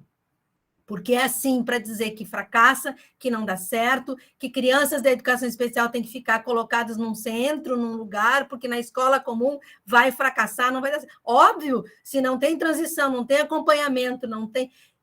Da educação infantil para o ensino fundamental, pelo amor de Deus. E sim, tem que ser tratado por vieses da estratégia política de forma diferente, porque há uma questão da diferença que é reconhecida como o que falavam vocês da equidade. Então, assim, eu acho que nós temos que sair dessa reunião aqui, nós estamos quase já se encaminhando, com uma deliberação de posição firme, porque esperar que a SMED nos chame, ou que a Janaína apareça para bater um papo, não vai. A Faced já tentou umas 10 vezes a reunião com a secretária. Sempre vem alguém, outro alguém que não sabe para fazer escuta. Eu estou literalmente cansada dessa palavra escuta. Fazer escuta não é de gestão. Gestão tem que ter uma proposta e nós temos que saber com que proposta nós estamos lidando. Se a proposta da SMED é essa, de diminuir, nós vamos lutar com as forças da legislação, que é o que vocês trazem muito bem, né? Nós estamos vivendo também tensões na URGS por pareceres de procurador. Parecer de procurador não é legislação. Quem faz a legislação não é o procurador. Então, que seja uma ação via da justiça e que a gente movimente a comunidade. Enfim, acho que a pandemia também serviu para tirar os pátios dos lugares e diminuir na atenção dessas gestões que assumiram nesse último movimento político. E queria aqui também, em nome do Fórum, nos colocar inteiramente à disposição para essa luta conjunta, de enfrentamento, seja pelas redes, seja pelo compartilhamento, seja pela universidade, tem vários colegas que têm envolvimento com a universidade, de marcar pela legislação o nosso não recuo, nós não vamos aceitar, mas não vamos mesmo.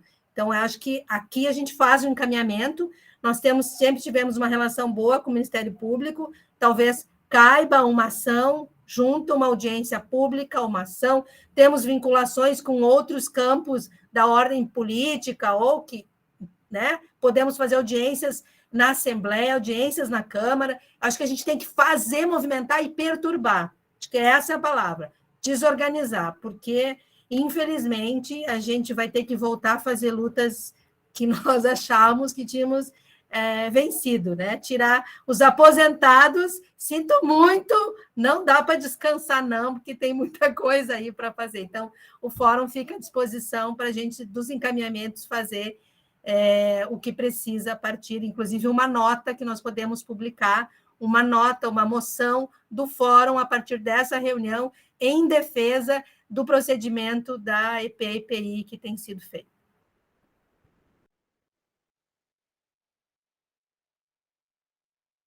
Anderson. Bom, boa noite a todas, todes. Primeiro, também saudar esse espaço que de discuta entre nós, e aí sim, eu acho que a Liliane colocou bem, é um espaço de escuta, onde a gente verdadeiramente escuta, onde a gente possa discutir e nos encontrar, nós que estamos fazendo a política pública pela educação especial no município aqui em Porto Alegre.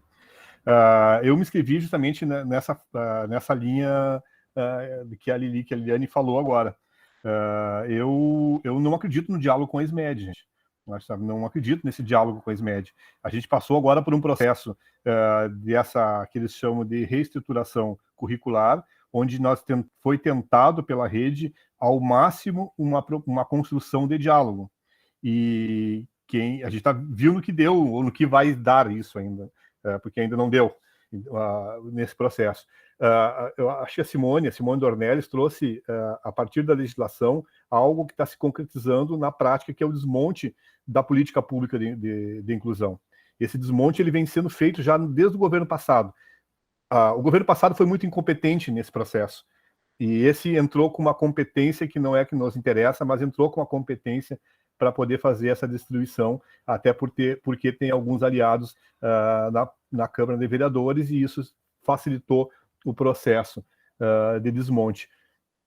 A ideia da otimização de fluxos, eu entendo quando eles falam em otimização de fluxos e de processos, porque ele está dentro de uma lógica de governo, uma lógica ultracapitalista, ultra conservadora, nem a ultracapitalista. Nós estamos vivendo num momento disputando não propriamente com o Melo, mas com uma ideia conservadora que se instalou em Porto Alegre nesse momento. Haja visto o que tem acontecido na Câmara de Vereadores. Então, eu não quero também me alongar muito em função do tempo, mas a minha proposta é muito parecida com essa que a Liliane trouxe, que a gente precisa colocar esse grito na rua. A gente precisa armar essa articulação com o Fórum, com a própria Faced, que aí a Liliane, que está aqui, pode nos ajudar nesse processo, a Faced com a instituição, não sei se ainda está na reunião, mas estava a Lu Congo, que vai assumir uma cadeira na vereança aqui em Porto Alegre. Isso precisa ser, tá aí uma pauta para a Lu, colocar isso na roda, na Câmara de Vereadores. Acho que a gente precisa, e o Fórum pela Inclusão, aí está o Marco aqui, para não me deixar mentir sozinho, surge de uma demanda dessas, surge de uma demanda onde a gente precisa colocar o bloco na rua, e precisa gritar por outras questões, que talvez tenha começado lá, o que a gente vem sofrendo hoje, mas é por aí que a gente conseguiu fazer alguns movimentos bastante importantes naquele período, e que talvez a gente precise, talvez não, com certeza a gente precise fazer agora nesse momento. Deixa eu ver o que mais que eu anotei aqui. Bom, até para não me alongar muito, a minha proposta, a minha proposição é essa, que a gente construa um documento e possa fazer com que esse documento circule, contando com a moção de apoio de outras entidades, as nossas entidades de classe, baseado nesses elementos que a Simone trouxe a partir da legislação e das argumentações que a gente veio trazendo. E eu sinceramente, eu não acredito que a gente tenha espaço de diálogo com a SMED. Nós não temos nem assessores, gente. Ou pelo menos não existe quem vai nos escutar. Não vai ser o Clark que vai nos escutar, muito menos a Janaína. Porque essa é a política que está sendo implementada, e alguém tocou aqui a passos largos na ideia do AE 100% parcelizado. É isso que nós estamos vivendo. E com isso, as escolas infantis 100% parcelizadas, o ensino fundamental indo para o mesmo buraco. E quando fala em uma outra coisa, me chama a atenção quando fala em otimização de fluxos. Nós há muito tempo não temos concurso para educação especial. Muitos colegas que estão tanto nas escolas especiais como na CIR são colegas que fizeram concurso por outras áreas, e que são colegas que estão disponíveis para voltar para as escolas quando o movimento for feito. Então a gente tem que estar muito atento com esses movimentos que estão sendo feitos e botar o bloco na rua. Obrigado, gente. Simone, pelo conselho, queria retornar a fala, e depois eu peço um pouquinho de paciência para vocês, porque eu acho que tem duas coisas bem importantes. Nós temos duas mães que se manifestaram aqui, uma pedindo para falar um pouquinho, que é a Jacira, e tem a Diocele, que fez uma abordagem aqui também no chat, que depois eu quero ler. Simone, vamos lá. E depois a gente lê todos os encaminhamentos para ver se estão ok e combina como é que a gente faz, tá bom? Na perspectiva já de encaminhamento, né, a defesa é do sistema educacional inclusivo, porque a proposta da secretaria, ela retroage, né, com a consolidação e a qualificação do sistema educacional inclusivo, que está posto na LDB, na Lei Brasileira de Inclusão, para citar hierarquicamente primeiro as leis federais, apesar da Lei Brasileira de Inclusão ser posterior, né, à Resolução 13, por exemplo, mas são leis federais. São leis federais. A própria portaria, né, do Ministério da Educação e o decreto, né, que foi parar lá no Supremo Tribunal Federal, também, né, com uma perspectiva de retroagir na política da educação especial, na perspectiva da inclusão, e foi considerado inconstitucional, e é inconstitucional, né, não tem amparo legal, enquanto que no Sistema Municipal de Ensino nós não somente temos o amparo legal, como nós também temos normativa própria, como muito bem foi exemplificado aqui por todas vocês, por todos, né? E eu acho que a Ana trouxe aqui uma questão muito pertinente, né? Por exemplo, na Resolução 13, né, não se faz referência a nenhuma avaliação diagnóstica na perspectiva de um CID, de um laudo, enquanto que no Estado, sim. Né? Eu posso até falar da minha experiência, porque meu filho saiu do ensino fundamental e da educação infantil e foi estudar na rede estadual, e fez uma experiência belíssima no Colégio Estadual Piratini. Mas quando eu fui matriculá-lo, também foi, né, nesse processo eletrônico, depois eu fui lá na secretaria, as escolas próximas da nossa residência, eu tive que levar um atestado de que ele é uma pessoa com síndrome de Down e transtorno de espectro autista. Tive que levar o laudo, porque era uma exigência da Secretaria de Educação. E então, bom, né? Aqui nós temos uma inversão, e a gente tem vivido tempos, né, onde as políticas de governo elas estão invertendo, né, os princípios postos na legislação. Então, a defesa é do sistema educacional inclusivo, que está na LDB, na Lei Brasileira de Inclusão, na Resolução 13, e em todas as outras normativas que a gente tem no sistema municipal. Porque, inclusive, na 15, que é da educação infantil, faz referência, que é uma normativa posterior à Resolução 13, então ela faz referência quando fala das crianças da educação infantil, que são público-alvo da educação especial, e das famílias nessa transição entre as etapas da educação básica. Então, só para, em perspectiva de encaminhamento, a defesa é do sistema educacional inclusivo, ou seja, é o avanço nas políticas que qualificam esse sistema, como está posto na legislação brasileira e nas normativas, e não o contrário.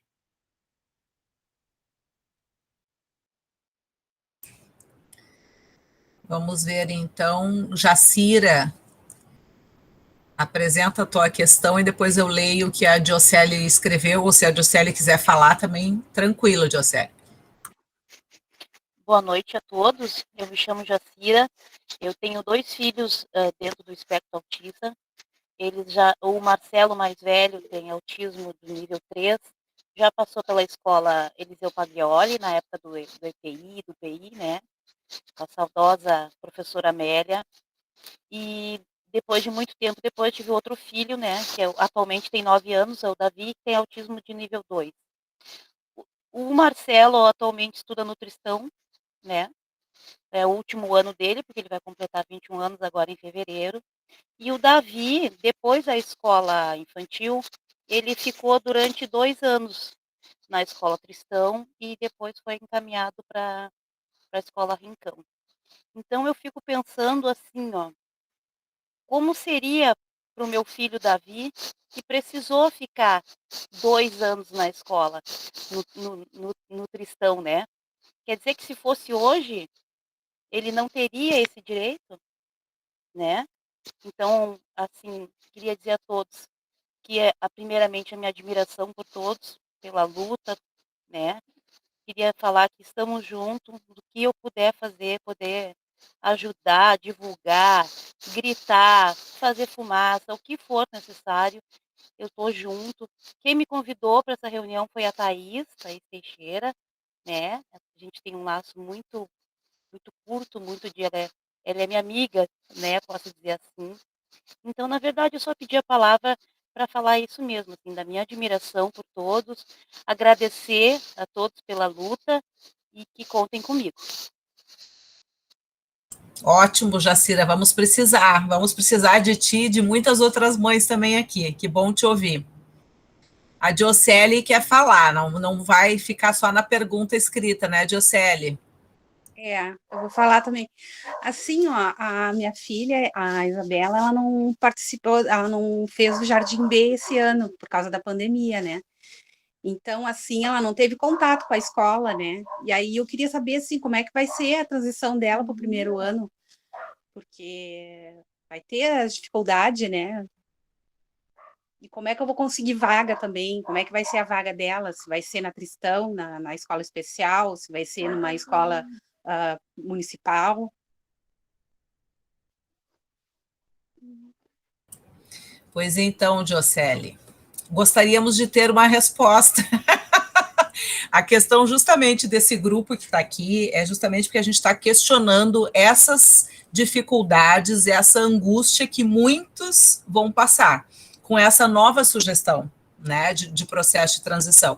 Assim como a tua filha não frequentou, muitos outros também não frequentaram, porque a gente está ainda, talvez, saindo de uma pandemia, né, se a gente for mais otimista. Então, a gente tem muitas crianças que não frequentaram, sim, né, em todas as escolas, não só da educação infantil. Isso vai ser, obviamente, uma questão bastante difícil e que certamente, se nós tivéssemos assegurado o período de transição, nós poderíamos estar ajudando sim, porque estamos ainda até hoje, muitas vezes, conversando com professores e professoras das salas de recursos das escolas sobre crianças que foram, no ano passado, que também não frequentaram, porque também estávamos na pandemia, entende, Diocélia? Então, nós temos, a situação está se repetindo, com a diferença que agora nós não podemos estar tão perto dessas famílias e das escolas para onde as crianças vão. Até porque, se for uma escola especial, nós vamos ficar sabendo só em março do ano que vem, quando as professoras de CIR conhecerem as crianças e souberem as crianças que estão chegando. Então, esse é o fator principal de estarmos todos aqui, né? Nós acolhemos a tua pergunta, mas infelizmente não temos como te dizer agora, né? Eu acho que tem vários encaminhamentos que estão saindo. Eu não sei se alguém mais colocou alguma questão, porque eu acabei me distraindo aqui, né? Mas tem a questão do respeito aos alunos, isso tudo não se tem, e não se tem também a possibilidade de conversar sobre essas crianças que estavam em casa durante uma pandemia, assim como estão também no ensino fundamental, mas principalmente passando por essa modificação tremenda que é sair da escola infantil e entrar no ensino fundamental, né? Que é o que as gurias trouxeram. Eu não sei se eu perdi alguém na inscrição, mas alguém gostaria de colaborar. Eu posso passar para a leitura dos encaminhamentos. Sugestões? Mais inscritos, não? A forma que nós vamos, então, registrar esses encaminhamentos, essa nossa reunião vai ficar gravada, tá? Ela vai para o canal do Fórum no YouTube.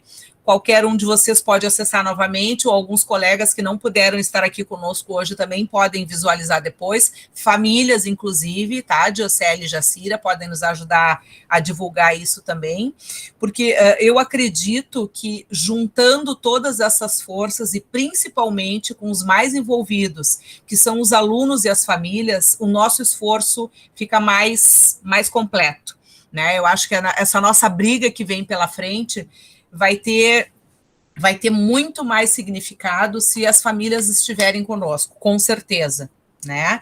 Então, nós temos aqui alguns encaminhamentos, eu não coloquei em ordem, eu só fui anotando, tá?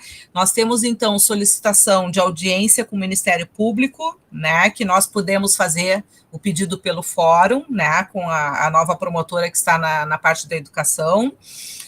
Apareceu a questão da promotoria também, solicitar uma reunião com o EP e IPI, eu acho que foi o Marco que colocou.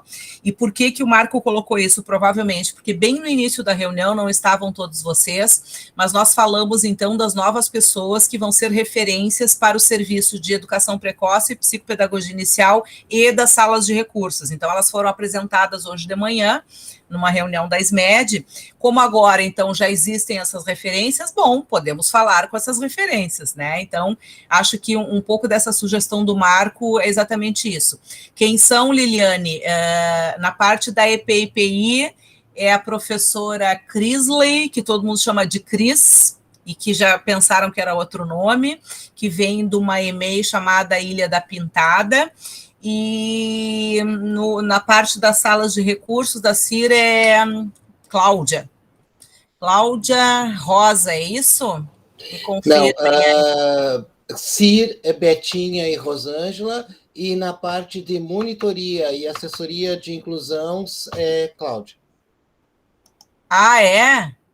Ah, então tá. Obrigada, Marco. Bom, então nós precisamos conversar igual, de qualquer forma, tá? Independente de quem são as referências, nós vamos precisar marcar isso. Talvez, usando, então, esse momento de anúncio oficial, então, nessa reunião da manhã, agora temos nomes, bom, já sabemos a quem recorrer, então, né?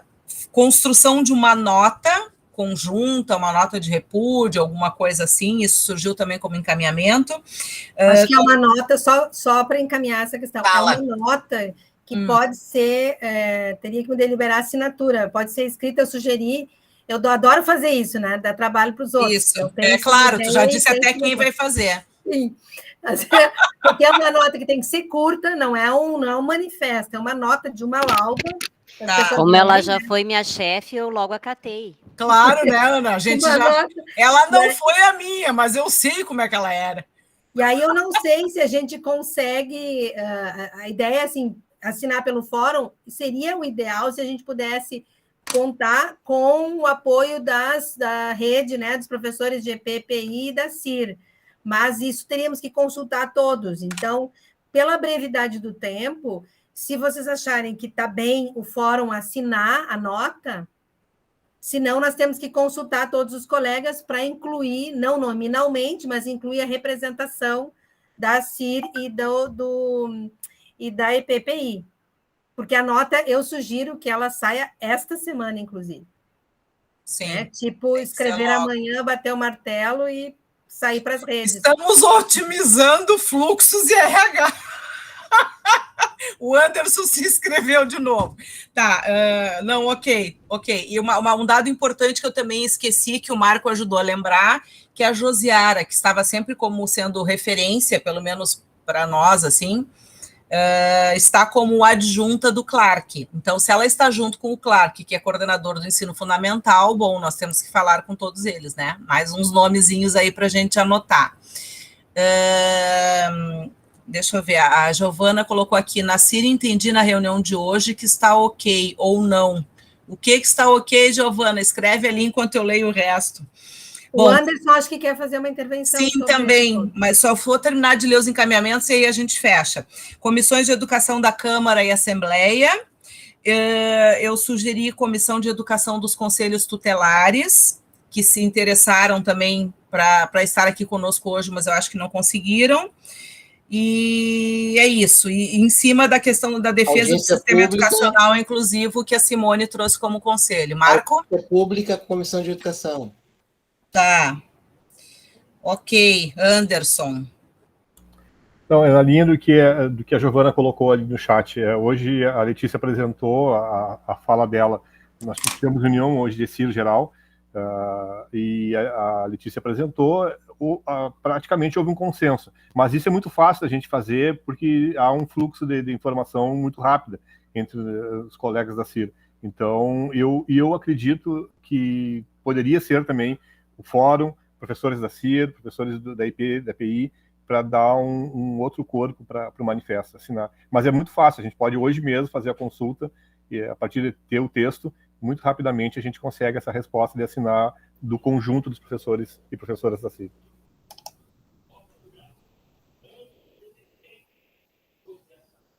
Marco, é contigo. Não, só queria aproveitar que a Luciane está aqui conosco, né, Luciane, e já solicitar a possível vereadora aí já encaminhar uma audiência pública.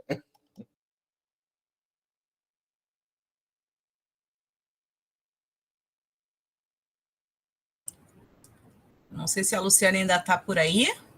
Tá, sim. Luciane está aqui. Ela está, não sei se ela está conseguindo abrir o som. Microfone, Luciane. Amanhã temos a posse.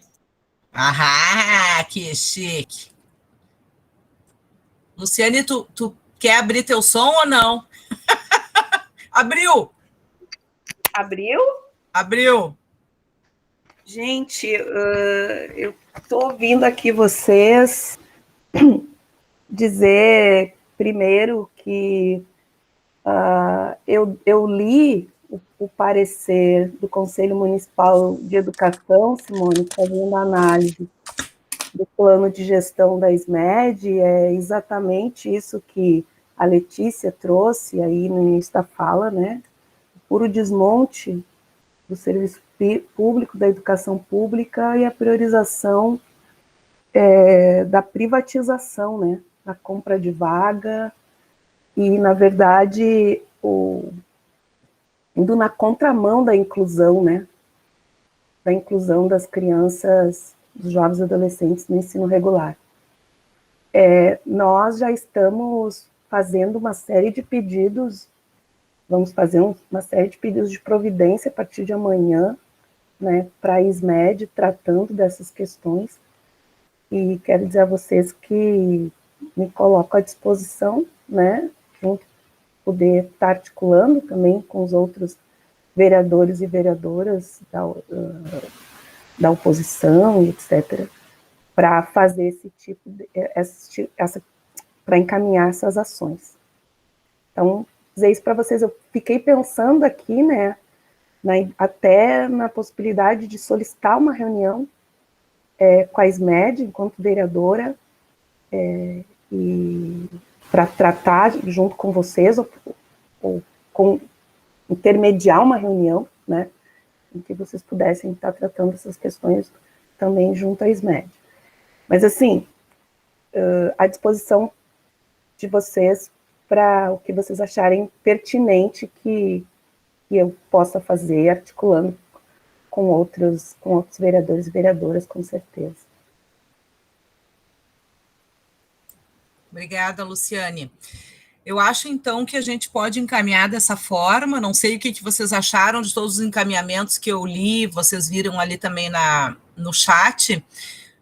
Acho que é só deixar, André, a tarefa já em cada encaminhamento. Sim, assim, sim. E de que forma a gente vai entrando em contato para esses próximos momentos. O pessoal da EPIPI é muito fácil, da CIR também é muito fácil, é só a gente falar com um e vocês falam com todos no grupo. Então, eu acho que a gente pode ir fazendo assim. A questão das famílias é que a gente vai ter que articular de outra forma, mas aí, entre nós, a gente vai organizando isso. Assim como hoje vieram aqui a convite, né, de algumas professoras, a gente pode, no próximo momento, ampliar ainda mais esses convites. Eu acho que a nota ela pode ser propulsora de todos esses movimentos. A nota vai disparar nas redes, né, entre nós, colegas, famílias, e vai ser no encaminhamento do pedido de audiência, no encaminhamento da reunião, Sim. vai ter a motivação Sim. Da posição, acho que por aí. Sim, por isso que a nota tem que ser para ontem, né? Eu acho que ela vai disparar todos os outros movimentos, acho que sim. De acordo? A Simone tinha solicitado para a Simone do Conselho se pode encaminhar o material de análise que ajuda na construção da nota, o PPT, e dá para extrair alguns documentos legais para citar na nota. E recomendo que leiam um parecer 21 de 2021, que a vereadora Luciane Congo agora fez, nossa companheira que fez a referência, porque tem uma questão, há uma análise ali no parecer das questões de financiamento, e não há amparo legal, para essa proposta de parceria público-privado para até 100% dos atendimentos. Não há amparo legal. Não há previsão pelos recursos do Fundeb. O Fundeb foi transformado, né, pela emenda constitucional agora, recentemente, para a nova lei, né, numa política de Estado permanente, e não há amparo legal para isso, como não há amparo legal para a compra de vagas para educação infantil para qualquer criança, seja uma criança neurotípica ou do público, né, alvo da educação especial. Não há amparo legal para a compra de vagas para educação infantil em instituições privadas. Não há amparo legal. Em termos de financiamento educacional, legislação brasileira. Então, acho que dá é um parecer que dá alguns elementos, né, para além dos outros marcos aqui que a gente conversou na reunião, para um bom debate com o Ministério Público, né, Promotoria Regional de Educação, Conselho Tutelar, Câmara de Vereadores, vereadores e vereadoras, independente da matiz política, né, o argumento de que não há amparo legal, de que há aí uma possibilidade, né, de se criar ou de se utilizar, né, uma malversação dos recursos públicos, eu acho que interessa muita gente. A Denise levantou a mãozinha. Denise? Foi engano, será? Foi engano. Tá, ok. Bom, então, assim que a gente conseguir organizar aqui a nota, a gente faz chegar até vocês, obviamente, antes da divulgação, né? E, então, os próximos passos podem ser seguidos. É isso? Esqueci de alguma coisa?